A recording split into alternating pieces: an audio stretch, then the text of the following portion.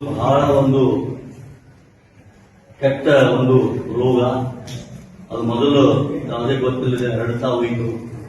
ಅದರಿಂದ ಬಹಳಷ್ಟು ಕುಟುಂಬಗಳು ಆ ಪೋಲಿಯೋ ಆದಂತಹ ಮಕ್ಕಳ ಜೋಪಾನ ಮಾಡಲಿಕ್ಕೆ ಇಡೀ ಕುಟುಂಬವೇ ಸಂಕಷ್ಟದಲ್ಲಿ ಸಿಲುಕಿ ಜೀವನ ಪರ್ಯಂತ ಅವರು ಜೋಪಾನ ಮಾಡುವಂತಹ ಒಂದು ನರಕ ಯಾತನೆ ಅನುಭವಿಸುವುದು ನಮ್ಮೆಲ್ಲರಿಗೂ ಗೊತ್ತಿದ್ದ ವಿಷಯ.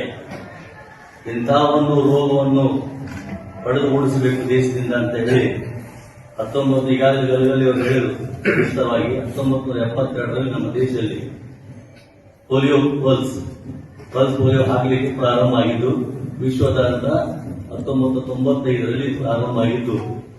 ನಿಜವಾಗಿ ನೋಡಿದ್ರೆ 2014ರಲ್ಲಿ ಇದು ಪೋಲಿಯೋ ಮುಕ್ತ ದೇಶ ಅಂತ ದೇಶದಿಂದ ವಿಶ್ವ ಆರೋಗ್ಯ ಸಂಸ್ಥೆಯು ನಮಗೆ ಘೋಷಣೆ ಕೂಡ ಮಾಡಿದ್ದು ಬಹಳ ಸಂತೋಷ ಸಂಗತಿ.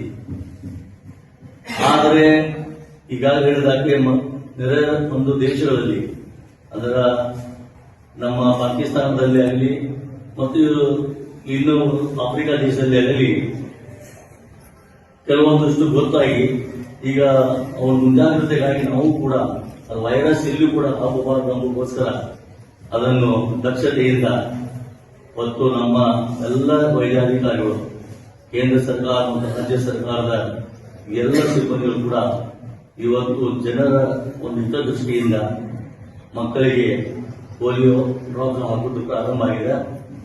ಇದೇ ತೋರಿಸಿದ ಇದು ಸರ್ಕಾರ ಮಾಡುತ್ತಿರುವ ಕೆಲಸ, ಇದು ದೇವರ ಕೆಲಸ ಅಂತ ಒಂದು ಸದೃಢ ಸರ್ಕಾರವನ್ನು ರಚಿಸಲು ಕೂಡ ನಮ್ಮೆಲ್ಲರಿಗೂ ಆದ್ಯತೆಯನ್ನು ಕೊಡಲಾಗಿದೆ ನಮ್ಮ ಸಂವಿಧಾನದಲ್ಲಿ.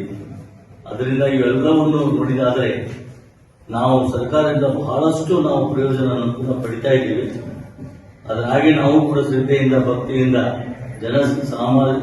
ಜನಸಾಮಾನ್ಯರಿಗಾಗಿ ದುಡಿಬೇಕಿದ್ದ ಬರೀ ಸರ್ಕಾರ ಏನು ಕೊಟ್ಟಿತ್ತು ಅನ್ನೋಕ್ಕಿಂತ ಸರ್ಕಾರಕ್ಕೆ ನಾವೇನು ಕೊಟ್ಟಿವಿ ಎಂಬುದು ಕೂಡ ಜನರಲ್ಲಿ ಪ್ರಜ್ಞೆ ಮೂಡಲೇಬೇಕು, ತಿಳಿದವರಲ್ಲಿ ಮೂಡಲೇಬೇಕು.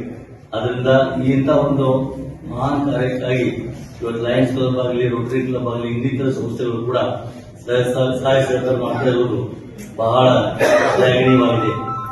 ಇವತ್ತು ನಮ್ಮ ರಾಜ್ಯಾದ್ಯಂತ 64,60,000 ಮಕ್ಕಳಿಗೆ ಇವತ್ತು ಲಸಿಕೆ ಆಗ್ತಾ ಇದೆ. ಇದಾದ ನಂತರ ಒಂದೆರಡು ದಿವಸ ಇವತ್ತು ಮನೆಗೆ ಹೋಗಿ ಕೂಡ ಹಾಕುವಂತಹ ಒಂದು ಯೋಜನೆ, ಈ ಒಂದು ಹೋಗಿ ಹಾಕ್ತೀರಿ, ಅದು ಹಾಕುವ ಅವಶ್ಯಕತೆ ತಾವು ದಯವಿಟ್ಟು ನಾವು ಮನೆಗೆ ಹೋಗಿ ತಪ್ಪದೆ ಇದು ಮಾಡುವಂತಹ ಒಂದು ಪುಣ್ಯ ಕಾರ್ಯ ತಾವು ಮಾಡಬೇಕಂತ ನಾನು ಎಲ್ಲ ವೈದ್ಯಾಧಿಕಾರಿಗಳಲ್ಲಿ ಸಿಬ್ಬಂದಿಗಳಿಗೆ ನಾನು ಕಳ್ಕೊಳ್ತಾ ಇದ್ದೀನಿ. ಇದರ ಪ್ರಯೋಜನ ಎಲ್ಲ ಮಹಾಜನತೆ ಪಡ್ಕೋಬೇಕು ಅಂತ ಈ ಮೂಲಕ ಎಲ್ಲರಿಗೂ ವಿನಂತಿಸಿಕೊಂಡು ನನ್ನ ಮಾತಿಗೆ ವಿರಾಮ ಕೊಡ್ತಾ ಇದ್ದೇನೆ.